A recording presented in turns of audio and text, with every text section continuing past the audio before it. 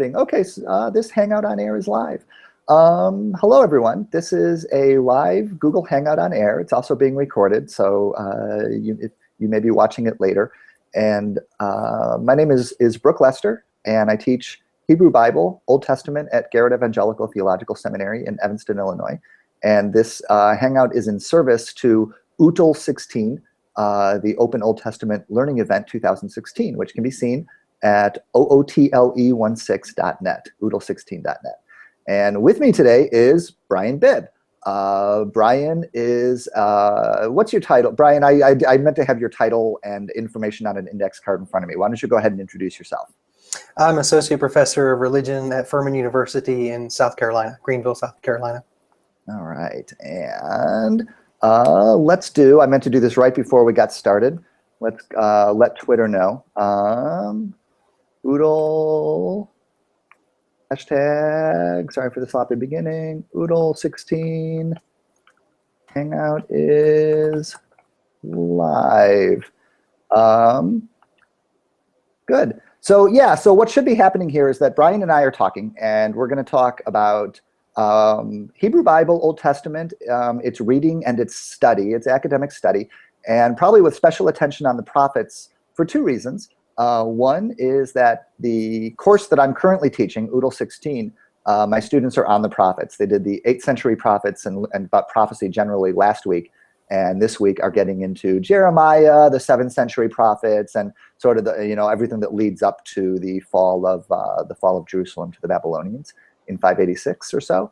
And also Bryan has written a book on the prophets, and I was looking at the intro. I haven't read the whole book, but I looked at the introductory chapter before getting started, and I've got all kinds of notes in the margins that I'm looking forward to being conversation prompts because I was super interested. Welcome, Bryan. Thanks for doing this, by the way. Thank you for having me. I'm very excited. Yeah.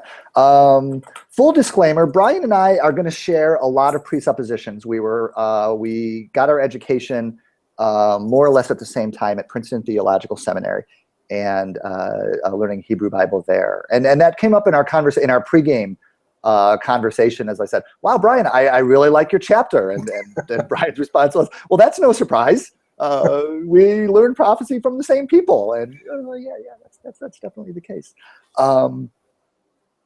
What I kind of found, Bryan, as I was looking at it, this is the book, by the way, is God's Servants, the Prophets.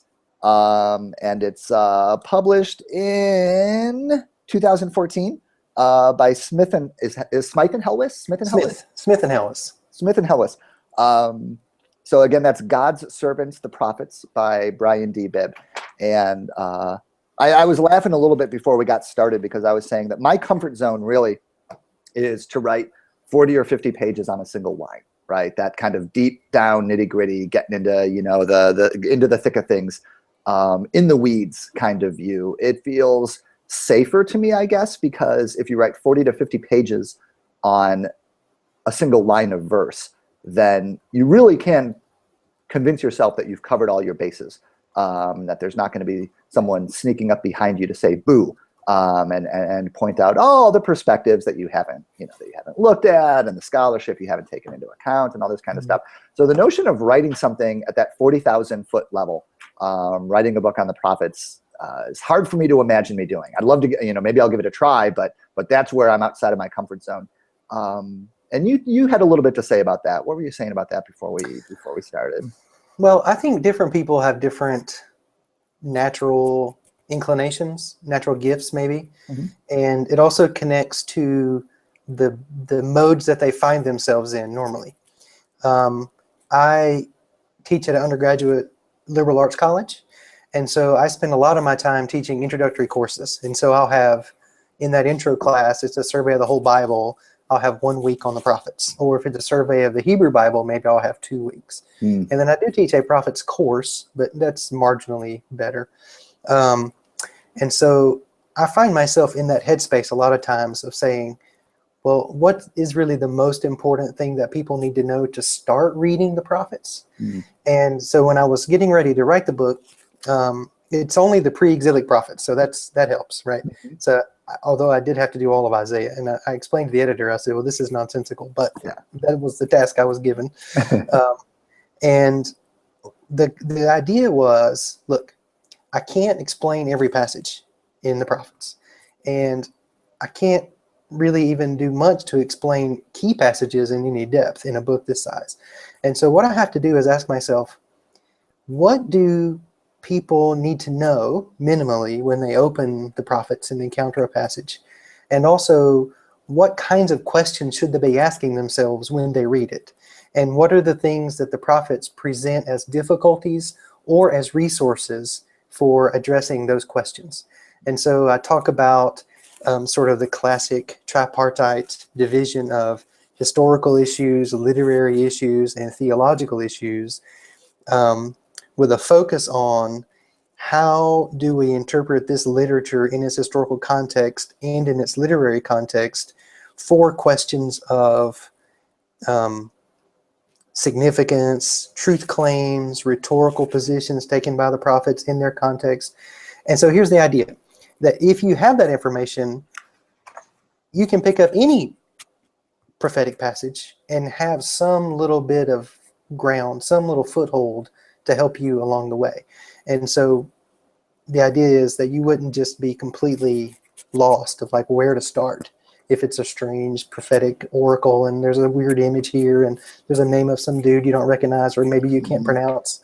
And so the idea is just as a first, this puts you on even solid ground to start doing really the harder work of making sense of specific passages.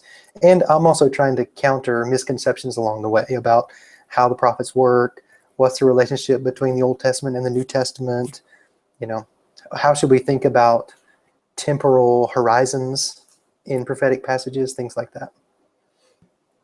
There's kind of an analogy that comes to mind when you talk about, I'm not going to be able to look at every passage. I'm not going to be able to, hone in on all this stuff. And there's this idea that comes up in education circles about coverage versus uncoverage, right? Mm-hmm. That is, traditionally, we tend to look at teaching as whether it's in a book, right, like on the prophets, or in a class, as well. We have to cover all the material, right? How are we going to cover all the material? That's why Old Testament or Hebrew Bible instructors feel more harried and oppressed and virtuous over New Testament professors, right? Because we have to cover so much more material, right? There's more time. There's just more text. Over against this idea that no, what we really want to happen is that you're never going to cover everything. And if you do cover everything, it's all going to be forgotten in 5 minutes. So what we're after is helping students to uncover things, to make discoveries, to uncover ideas that they hadn't had before. For that these discoveries will allow the learner to view all this material differently. So even if it's not, change the way that they look at things. And so even if you don't cover all the material, if a learner has had these, perception changing discoveries about the subject matter, then later they can read, then they can read the whole book of Jeremiah. Later they can read the book of Nahum. They can read these things, and they'll be motivated to do so because they've had these perceptions. Like small successes breed larger successes. Yeah, is what you're saying. Yeah. I think that's right. And being in a class while you do it, let your professor sort of stand alongside you and kind of guide you through that process until, and build some confidence. To me, it's also about cultivating habits of mind, cultivating an attitude and a sense of what should my mental state be when I'm reading these texts. And so in the book, one thing I always emphasize is slow down. Yeah. Right? You're not sitting down to read Jeremiah, right? You're reading 5 verses. Slow down. You got to read it several times. You got to look at each individual word and really, really slow down and ask yourself questions that only emerge when you are slowing down. Otherwise, you just blow right through them, because the human brain is very good at ignoring input that it doesn't know what to do with.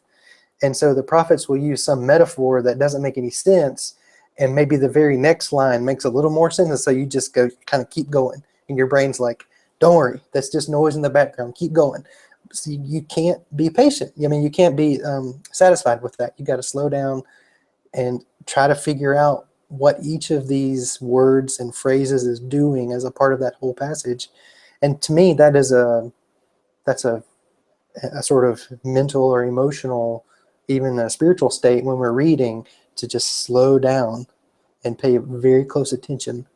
And cultivating that and giving people a space for that and some tools to how to do that kind of activity is that to me is the main role that I play in a classroom for this kind of material.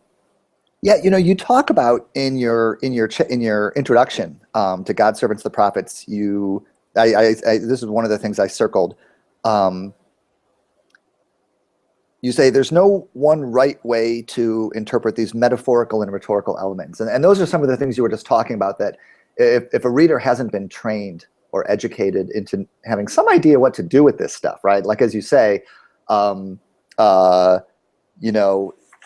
if someone is reading what is it, Isaiah 7:14 or whatever it is about the virgin shall conceive or the young woman shall conceive, and it's easy to say to them, well, you have to read the context. You have to read around it. You have to read the context. And as you point out, if somebody reads the context, they're going to see a bunch of stuff about Emots and Retzin and about Assyria and things that they probably don't know anything about.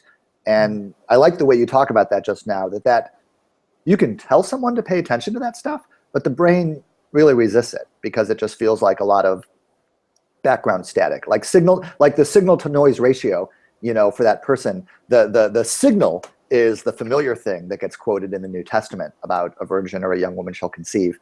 And the rest of it feels like noise, right? So the brain wants to filter that stuff out.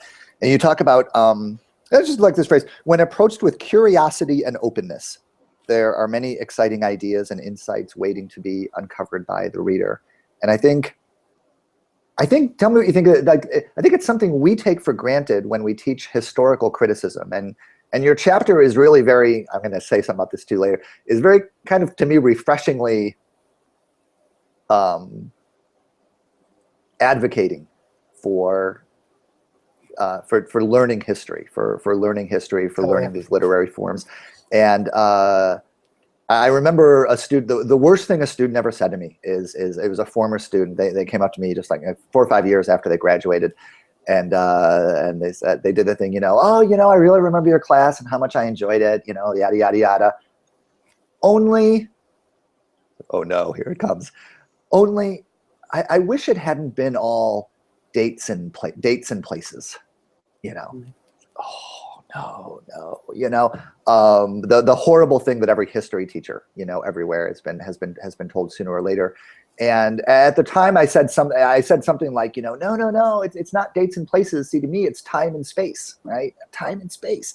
But that anecdote came to my mind when I read about when you said, when approached with curiosity and openness, because I feel like for you, and for me, for those of us who teach it in a way that I think is not always clear to our learners. It is, and I forget this, that it's not clear to our learners that the reason that we try to get a learner familiar with a timeline that begins with 1250 BCE and goes to like 164 BCE or whatever. The reason we try to talk about a northern kingdom and a southern kingdom and try to draw these maps and things like that is actually toward the end of making it possible to approach the text with curiosity and openness, and for that curiosity and openness to be rewarded rather than rebuffed by the details of the text. Does that make sense?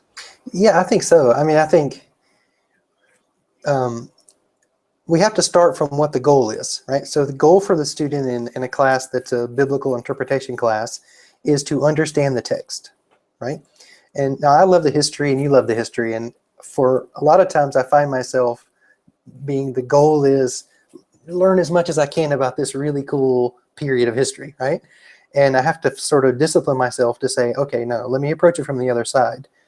If I encounter a reference to, this Aramaic king in Isaiah 7, and he's just thrown in there, this is an opportunity. This is not an obstacle, right? This is the author of this text giving us a clue dropping a little breadcrumb right here. And there's a whole world of knowledge that that clue leads to. And in order to understand what that little breadcrumb means and how it's significant in that passage, you have to at least ask yourself, where does it point? What's it drawing on? What kind of historical or cultural or rhetorical baggage is it sort of, or man, I don't like that word, sort of cultural substance is it bringing into this text?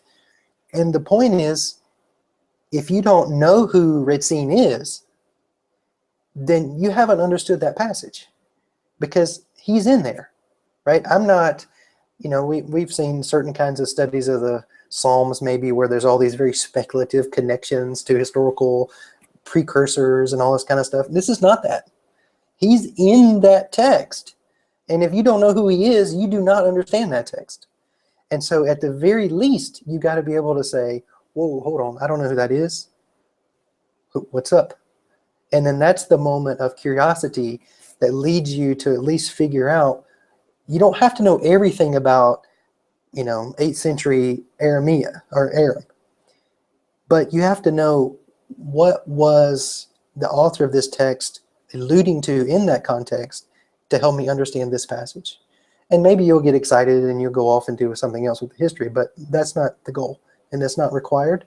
So we're talking about minimal, efficient, strategic, targeted historical background to understand the text that we're looking at. And I think in my teaching, I can convince people, even in churches. I mean, I'm teaching a Sunday school class where I'm going through all this stuff. I'm able, I think, to convince them, you've got to know this. You've got to do it. And in fact, when you do know it, instead of going away thinking, oh God, Racine, somebody spare me, you're thinking, wow, I never really understood that passage before. I thought I did.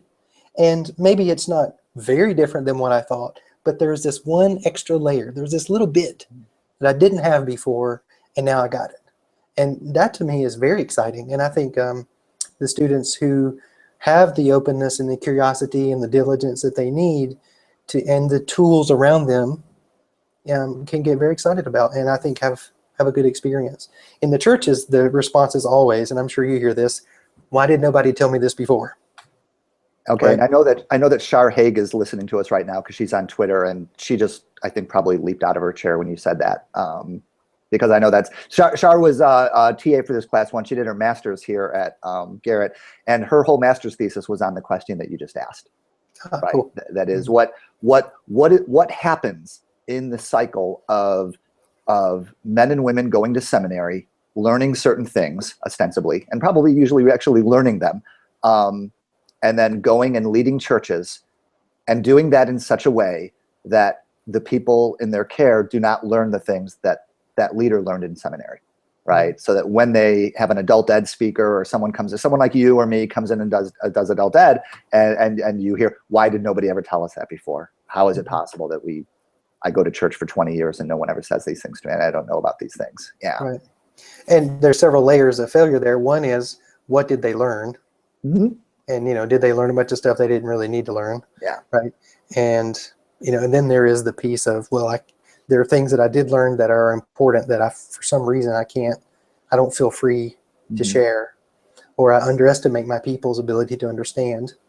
So there's several layers. Yeah. Underestimate is a really good one, because there's a cliche that's passed around in seminary. I don't know where else it's passed around, but it's well, of course, my congregation isn't ready for this stuff. Well, of course, my congregation won't want to hear this. Well, of course, this will freak my congregation out. And undoubtedly we all know there are church communities that are not really open to the kind of inquiry that we talk about doing into the Bible, and where we bracket, you know, for example, in reading the Hebrew Bible, we bracket New Testament interpretations and do what you talk about looking at the original context. Right? So, but that's not where I'm going to do adult ed, and that's not where most of my congregation, you know, where most of my students are preaching and teaching. So this you know, because then I'll say to this hypothetical, you know, communities where they don't want to hear anything. I for the most part, I don't encounter them. right? We go places and people really are curious. But there was a prior president here, Phil Amerson, who I remember in a conversation about this, he posited, and this appealed to me at least as one way that this happens, although I'm sure not the only way, this failure to pass things on. He said, there's this idea that people go to seminary and then try to take what they've learned back to their congregations, and they find that they're rebuffed or they get pushback. And so they say, oh, well, this congregation doesn't want this. And so they just start doing the soft food all the time. And Phil said what he wondered was, he goes, it's not so much that they're not ready for what these guys have learned in seminary.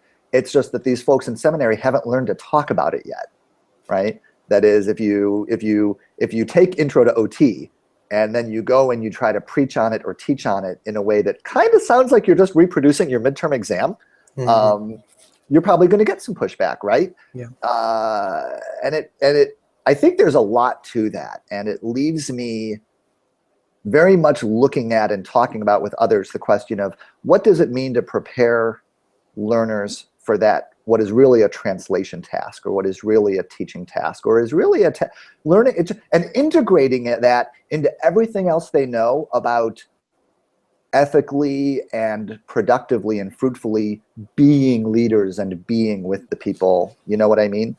Yes. They probably don't go into a pastoral care situation. Well, maybe they do. Go into a pastoral care situation and just basically start quoting the textbook, in a pastoral care situation. Or if they do that, there's probably a pretty clear, well-laid path to getting from doing that to actually doing pastoral care. And I'm thinking about the analogies on the biblical studies side and what other people besides me are more successful at that, and what they know about it. There's a couple of things here, and I haven't taught seminary, and I'm not a pastor, right? But I am pretty active in education in my church. When you're taking OT 101 at seminary, the goal here is not to learn the textbook. The goal is learn to read the text, learn to read the scriptures, right? So that when you get out into the congregation,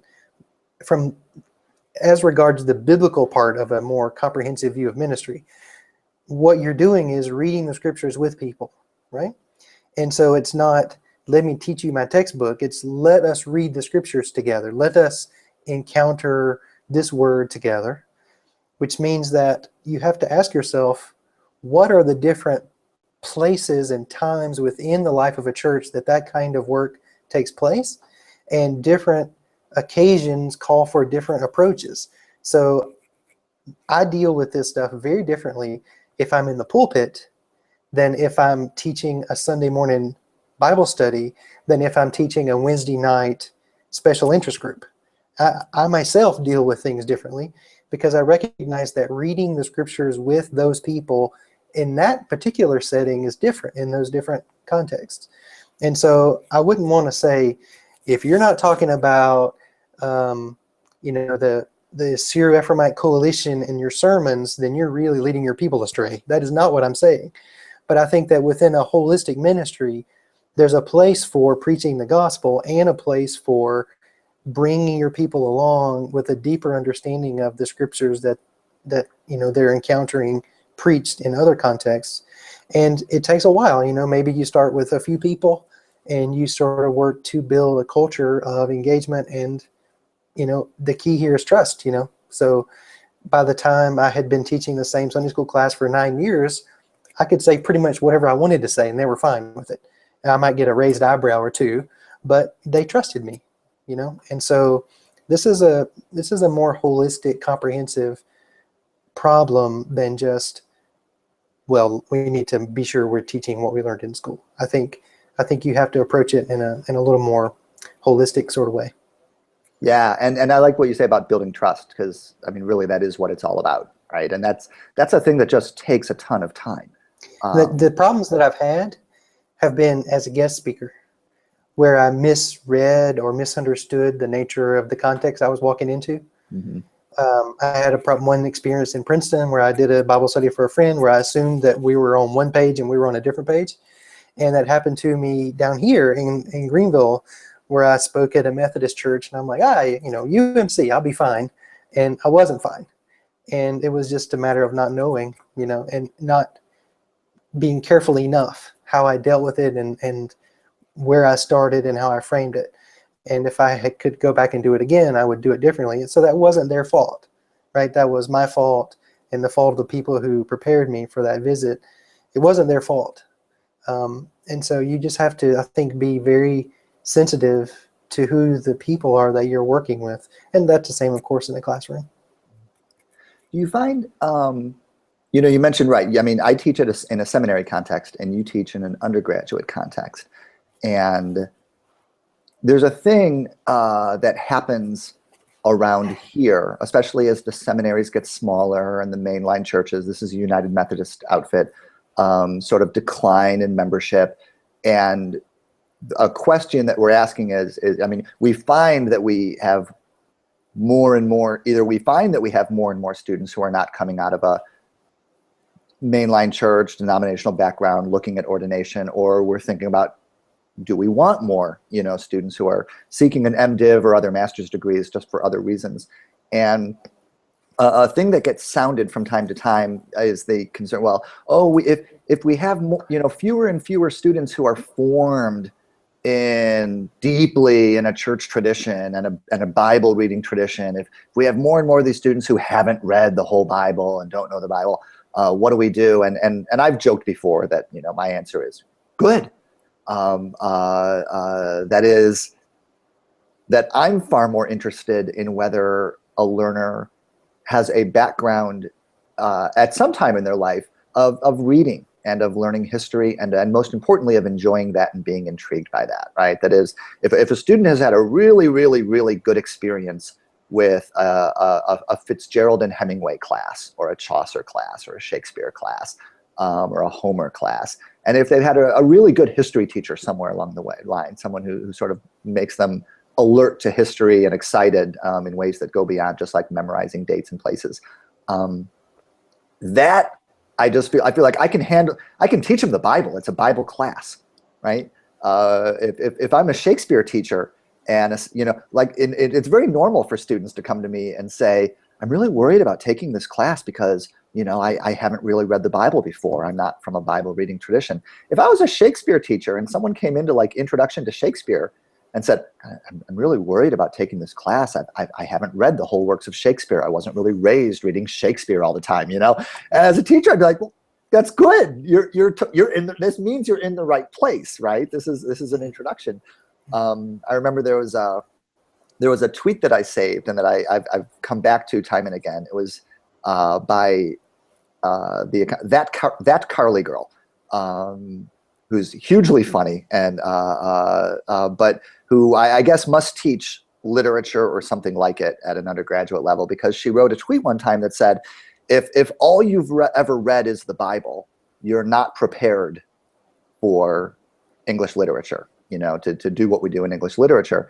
And I, tweeted a reply that said something like, guess what? If all you've ever read is the Bible, you're not even prepared to read the Bible, right? And so that general, that experience I have over and over, that the learners who have the most experience reading fiction for enjoyment, or be still my beating heart reading poetry for enjoyment, are in this better place, right? This place to do the things we do in our classroom, because it's not a confessional environment where you get graded on how orthodox your theology is, or where you get graded on how pious you are, right? But if you can use these tools, right? If you can do these things that we do. I guess this is a long way around to saying, what's it like? I mean, what seminary is like, but you're teaching in an undergraduate environment. What's your experience of undergraduate students who are sort of enmeshed in that undergraduate experience right now, who are maybe having their first experiences possibly with literature and history classes, and who have faith commitments, but they're not there necessarily because of these faith commitments? Does that make sense? Yeah, I'd say about half of my students have some sort of religious identity, and half it's either nominal or non-existent. I have an increasing number of Catholic students who spent 12 years at Catholic school and know zero about the Bible. And so it's a very diverse group. So I can't assume any starting point at all. And the thing I try to teach them is from the very beginning is like, look, I'm going to just pick a spot to start from. And if I need to slow down, if I need to speed up, you have to communicate that to me. And then I try to work with people outside of class who want a little more or who want to do something more advanced or who are struggling to keep up. I just try to hit a spot, The bigger problem, back to the Shakespeare example, anybody who loves Shakespeare, hold on, I'm losing my light. We have these shades that come down in the afternoon about automatically. Anybody who studies Shakespeare knows deeply, and I haven't studied it very deeply, but I think would say it's difficult and worth it, right? And in some ways, the difficulty makes it worth it. It was more worth it because it is hard. It's worth working for, and there's something you get that, it's the same reason why people exercise or do anything that's hard, right? You do hard stuff because there is virtue in doing hard stuff.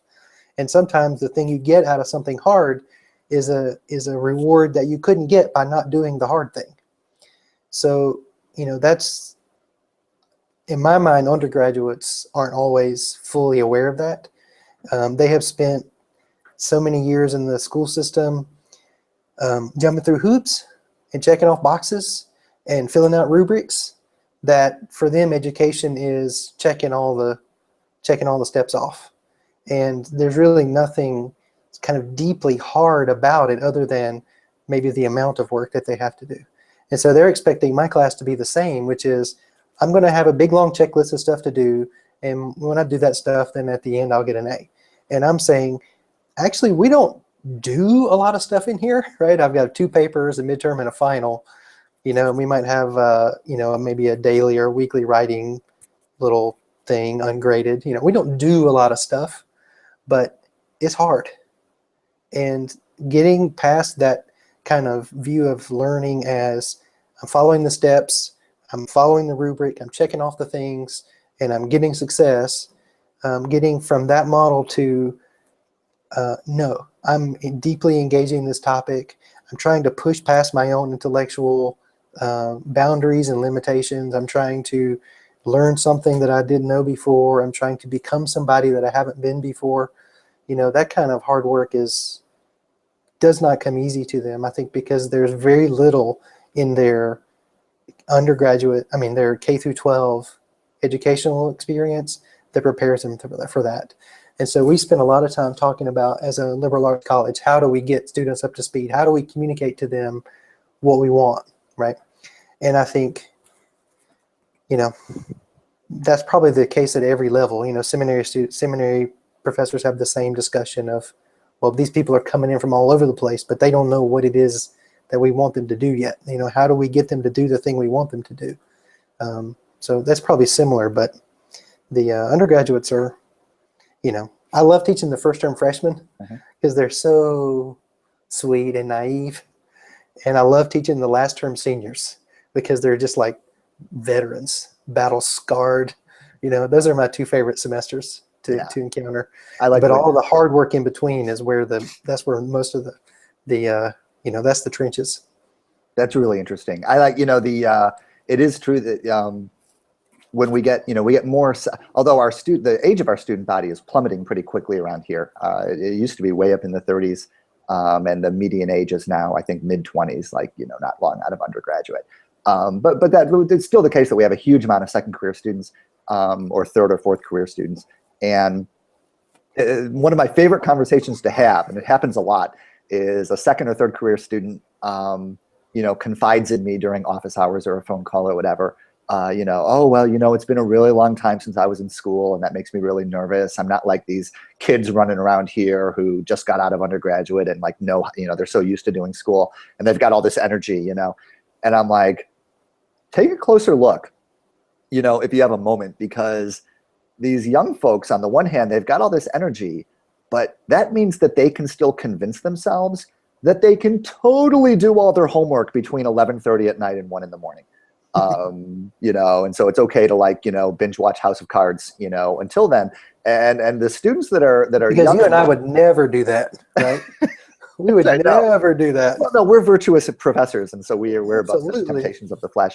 But there's a learning curve, right, for students who are fresh out of undergraduate. That you know, not that the master's work is necessarily going to be a ton harder, but they are balancing more things. They're going to have field ed going on sooner or later. They probably are working, you know, while they're here.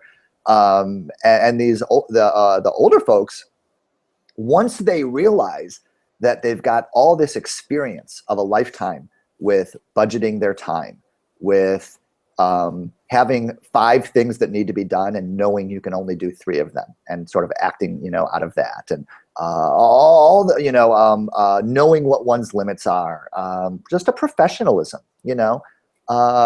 If you've had 5 jobs over your adulthood, or 5 careers, then, or even just 5 different workplaces, how many times have you had the experience of being new to some place and like not knowing where the bathroom is or where they keep the spoons, or, you know, and having to constantly ask and ask and ask and feel like a stranger and a fish out of water? It's like, well, seminary is just one more of those. So I like watching the second and third career folks come to that understand, going from that place of anxiety where it's like, oh, I'm the worst possible person to be doing this, right? I'm the last person that should be doing this. When they start realizing that, no, you know what? I'm really well prepared for this. Maybe more prepared than some of these other folks. And especially with things like the first thing I want them to learn about the Bible, which is that the Bible is filled with competing voices and competing claims about God and different perspectives on God and what God wants with the world. Because the older folk, especially in the writings and wisdom and stuff like this, but also in the prophets, because these are folks who have, once you've been laid off for no reason from some jobs, once you've lost your health insurance and had to live without that, once you've, you know, lost some folks in your life, I feel like it can sometimes be a lot easier for these folks to be comfortable with a Bible that expresses that kind of anger at God, a Bible that expresses or explores claims that God may not be just, right, and this sort of thing, that not everything happens for a reason, and so on. Right. Well, we have an evening division that tends to be a lot of people who are working and coming over to get their bachelor's at night. I've taught in that program several times, and it's always a lot of fun because it's, you know, older people. Usually you'll get a handful of people in their 20s, you know, who are just, for whatever reason, kind of slow. But then there's a lot of people who are in their 40s, 50s, even 60s, you know, who are like, no, I'm going to do this. And, you know, they struggle maybe with the written work and things, but class discussions are always the best. Those class discussions are always better than the day students discussions, you know. So I'll have, last time I taught it, I had 3 women who were immigrants from Central America. And that leaves a different flavor to a conversation about Deuteronomy's ethical obligations to the alien, right? You know, that's a different conversation than sitting, you know, we tend to have pretty wealthy, white student body, you know. It's a very different conversation than sitting in this room with all these wealthy, white 18-year-olds going, let's talk about the ethical obligation to the alien in a completely, you know, academic way, you know. And I've often thought, man, we got to somehow find a way, you know. And one of the things we're doing as a university is trying to find more community engagement and hands-on learning and students in town doing things, and, you know, we're working on that. But it's you know, recognizing what the person brings to the process, I think, is a very important part of this as a teacher, you know, trying to find where they are as students and then make them believe that you've got what you need to do this thing. And each of you is going to be doing something a little different because you can't start from anywhere other than where you are. And this includes the 18-year-olds. I can't get mad at them because they don't have a rich understanding of, you know, immigration.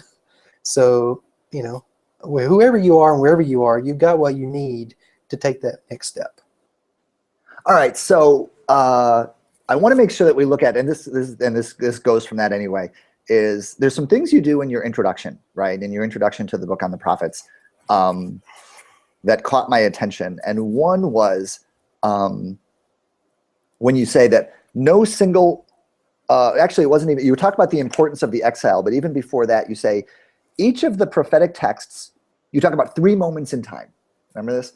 That each of the prophetic texts can be understood in its relation to these 3 moments, either leading up to that moment, living in the midst of, or reflecting upon these events. And those 3 events, of course, are whenever I do a timeline in the air, earlier events are at the top and later events are at the bottom, right? So those 3 events are the fall of Assyria, the fall of Israel, the northern kingdom, Samaria, to Assyria, and the fall of which is what, 722-ish, and the fall of the southern kingdom, that is Judah, to the Babylonians in 586-ish, and the restoration of those exiles whose descendants returned in the years leading up to like 515, or between 539 and 515 and thereabouts. So your introduction, part of what appeals to me about your introduction is that even though it's an introduction to the prophets, because you're addressing the whole history of Israel as a sort of matrix for understanding the prophets, it really functions very well as an introduction to the history of the people Israel throughout the biblical period. And when you look at the timeline, and I'll just go ahead and hold it up. When you look at the timeline that you offer and those 3 events that you say all the prophetic texts can be understood in light of, and there they are, almost right in the middle, right? They're all 3 in a row and they hang together sort of right in the middle there. And I mean, I've said similarly myself, not surprisingly, right? That is that almost everything you read in the Bible, the prophets aside, right? Almost everything you read in the Hebrew Bible is either written or preserved or edited in light of these 3 events, right? In light of one or more of these 3 events. I don't know if there's, I was trying to think of analogies from United States history, and I don't think it's quite so easy to do that with United States history. For one thing, we don't have a single canonical body of literature that we can sort of analyze and ask what historical events it's in response to. But in their own way, right, we can look at certain, 1861 to 1865 is huge. 1929 is huge. 1968 for various reasons, right? 1968, 69, loom large. And trying to get to where these dates have that same kind of flavor, right? Right. Is part of what you're talking about, right? That hard thing that when you're reading the Psalms, you don't have to care really for the most part, because the Psalms intentionally, for the most part, hide their tracks and aren't talking about the nitty-gritty details of their historical context. But as you say, when you get into the prophets, they're right there talking about Assyria, talking about Rezin, talking about Hezekiah, talking about these things. So they're inviting us to look at their words in light of these geopolitical events, right, that are going on all around them. I would say one thing to sort of add to that, maybe reframe it slightly, which is that the reason why these 3 events are the important events is because the Bible makes them the important events, right? That these events are being created by the literature that is describing them. So it is objectively true, I guess, that the Assyrians destroyed the city of Samaria in 722-21. That is historical fact, whatever that looks like. But the notion of the imperial domination and what it meant for the people of Israel and sort of the cascading effects that had in the years following, right? That's a product of reflection on that event. I think is especially true of the exile, right? I mean, because the whole thing is told from the perspective of people who were taken from Jerusalem and then returned to Jerusalem. And so to say that is exile and restoration is purely from the perspective of those who were taken and brought back, right? It doesn't look like exile to the people who stayed in Jerusalem that whole time period. It looks like I'm living my life and suddenly my land is being taken away from me by these people coming here from Babylon. Who are these people, right? And so I think what we have to ask ourselves is, how are these events influencing these texts, and how are these texts shaping their presentation of those events in ways that are, these are mutually reinforcing kinds of categories. And what made me think of this is when you mentioned America, it's like, well, we don't really have that. Well, if you were telling the history of race in the United States from a perspective of progress, it's like, let's say you wanted to create a narrative of progress on racial issues in America, you would say, we have these three fundamental events: Emancipation Proclamation, Civil Rights Movement, Barack Obama, right? You could tell a history of America and race in America using those as your three key moments. And my guess is, living through those events and with a fuller understanding of those events and more access to information about the fuller historical context, other people would tell a different narrative. Other people would tell a different history using different events, or using those same events to tell a very different kind of history.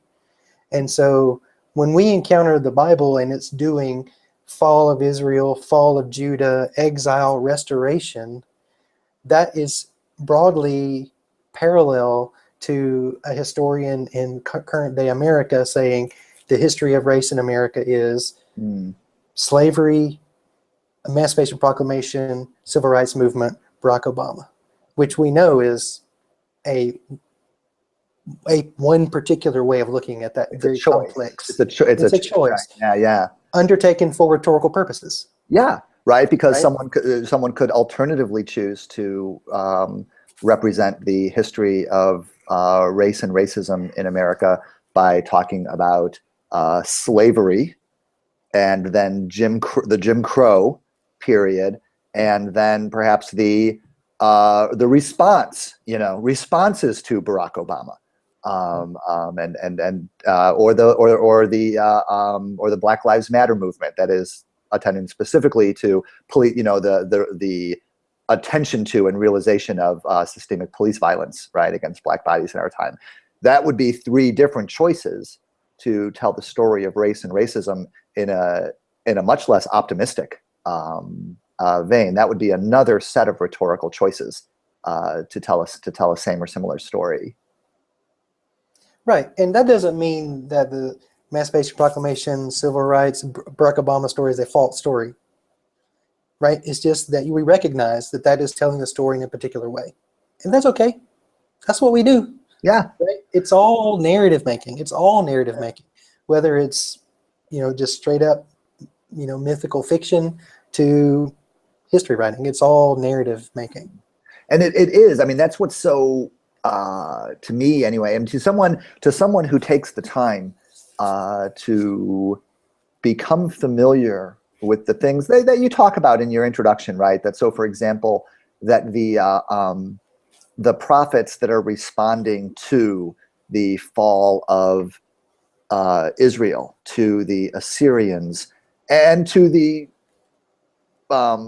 persistence of Judah and Jerusalem, at that time, are viewing through multiple lenses and choosing their lenses, right? So some prophets, especially Amos and Hosea, you talk about, are reflecting theologically on this, right? Trying to discern what God did and what God wanted to happen through the lens of the Mosaic covenant, the covenant with God's covenant with the people of Israel through Moses, which has these particular features, right? Especially conditionality, right? That is that the lesser party, the people of Israel, have obligations in this covenant, and that there are consequences, right, for not living up to those obligations. And that's one lens through which the fall of Samaria, the fall of Israel to the Assyrians is viewed through. And other prophets like Isaiah, for example, Isaiah of Jerusalem, for example, looking more through, it's not black and white or it's not a binary, but looking more through the lens of the Davidic covenant, right? Or Jeremiah's opponents, right, appear to be looking at things more through the Davidic covenant which, as you describe, is a more unconditional covenant, right? A covenant that says God has made this covenant with the people of Israel, specifically as regards to David and Jerusalem, and that even when they disobey the stipulations of that covenant, God will never take them from the throne. There will always be a Davidic king on the throne. There will always be a Stark and Winterfell, and that the Just threw that in there. That was good. had to throw that in there. So that choosing which lens is more important to you, and engaging your reader and your hearers, as the prophets do, through one or the other of these lenses, or bringing them together in this way rather than that way, results in this literature that is where there is a tension, there's disagreement. There's broad agreement, but also sharp disagreement about how to understand, because because the way you understand what God has done and what God wants in the destruction of the northern kingdom at the hands of the Assyrians is going to help you know what the right thing to do is when the Babylonians are coming against Jerusalem, right? And there's the disagreement. Mm-hmm. It just comes so alive, Yeah, and if you don't know the history, you don't have access to any of that layer of reflection. You just can't get going at all. Yeah. If you haven't engaged with the history. Yeah. So, all right. So one of the things I liked about your introduction, Bryan, is that you're pretty unashamedly, I don't know, directive isn't the right word. Step 1, step 2, step 3, right? If you want to engage the history, if you want to engage the text, I mean, I just kind of laughed when it was a sympathetic laugh, because I agree, where you say things like, if we want to consider how Matthew interpreted a prophecy from Isaiah and how it came to be understood as one of the central scriptures, but we must first understand what this text means in Isaiah's own time. And you use that language a couple of times, and you're pretty unapologetic, and I'm right there with you, that this is important, that it's important, that if you can have some understanding of what's going on in the book of Matthew with its quotation of Isaiah without really knowing what's going on in Isaiah. But if you want to understand it well, you really do have to go understand. You really do have to go understand Isaiah. And you say you have three steps, 3 things to do in the principles of historical interpretation. Right, and so for the reader who wants this experience, right, for the reader, for the new Hebrew Bible Old Testament student who is persuaded, right, that when they're reading and their eye gravitates to the part that's familiar to them from their tradition or from the New Testament or whatever, and their brain is trying to filter out all the other stuff that they don't understand, but they're persuaded by you, right, that I want to try to understand this stuff better. I want to get these layers of meaning that are going on in Isaiah and Jeremiah and Hosea and Amos. So you say the first thing to do is to identify the historical context under consideration, right? So when and where, right? And that this could be complicated, right? That Amos wrote in this period, but if you're at the very end of Amos, you're probably reading the stuff that somebody probably wrote in later, to sort of bring the book of Amos up to date in some way. And second is like, readers should use their imagination to place themselves in the shoes and in the mind of the prophet, and imagine what people hearing or reading those words would have felt or experienced. And there's that thing of getting outside yourself, right, that attracted me in the way that you talk about that. I want to follow up on that. And you say, third, try to understand these texts as part of a larger ongoing conversation between Israel and Judah, right? That this is, these conversations about the two, that revolve around these ideas of the two covenants and these other ideas that sort of keep coming into play through the 8th century prophets, the 7th century prophets, and the 6th century prophets. But I guess what attracted me when you talk about using your imagination to place yourself in the shoes and the mind of the prophet, that's really the difference that we're going for, isn't it? Right? That is, if you're reading a text, and you talk about the way things get hard, right? You're reading a text and you bump up against the things that are going to make reading it hard, the things that are going to make understanding it hard. And by disposition, whether native or trained, by disposition, you're going to either say to yourself, uh-oh, that's bad, right? these unfamiliar things, these things that resist understanding, these things that are going to slow me down and force me to have to go figure some stuff out and learn some stuff and ask some questions. Or by disposition, you're the person who goes, oh, good. Oh, good.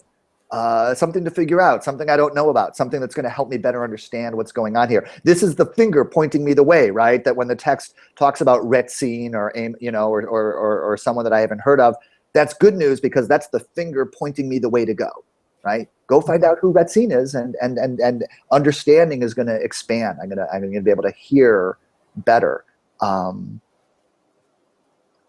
What attracts me about that is I feel like it lines up with the kind of thing that students learn, for instance, in a clinical pastoral care class or in other humanities, you know, environments where listening to the other person is good, and listening to the other person means using devices that other people have used successfully to set yourself aside.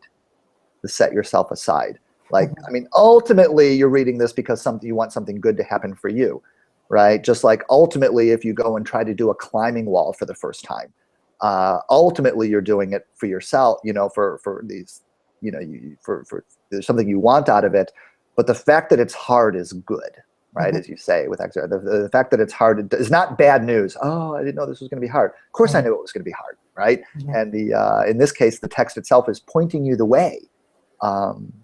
To find out the things that you want to know, to hear better, to hear the other voice better, the voice that's not you. So we're informed by historical criticism, right? I don't think either one of us do that nearly, but the thing that historical criticism brought to the biblical studies is the distance between the reader and the text. So some of those steps are about recognizing and respecting the distance between the reader and the text as an ancient historical document, and trying to, through empathy, right, bridge that gap a little bit. And so that's learning about context to me is about empathetic engagement with something that happened a long time ago in a place very different from where we live. And I think in steps for a couple of reasons. One is I'm a teacher of undergraduates, right? So you know, these things grow out of handouts that I have created for group discussions, right? First do this, then do this, then do this. But I think it's more than that. I think that method is our safeguard against idiosyncrasy. You know, I mean, the method doesn't determine the outcome. The method isn't a straitjacket, but it does give us some solid boundaries in which to move and work. And so I do think having a sense of, well, if I want to do this, here's some steps I can follow, and then I'll see at the end where I end up. And it's about having a little bit of safeguards against just completely rubber banding off into completely unusual or unknown territory. And that can also be generative. But as far as, you know, in a more specific, smaller study of a text, those kind of things help.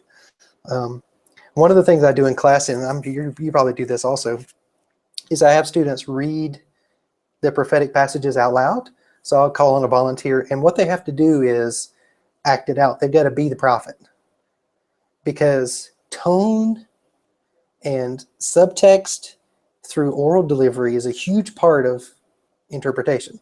So if you hear it as, if you read sections of Jeremiah as he is disappointed and sad, they have different meanings than if you read those same words completely angry and outraged.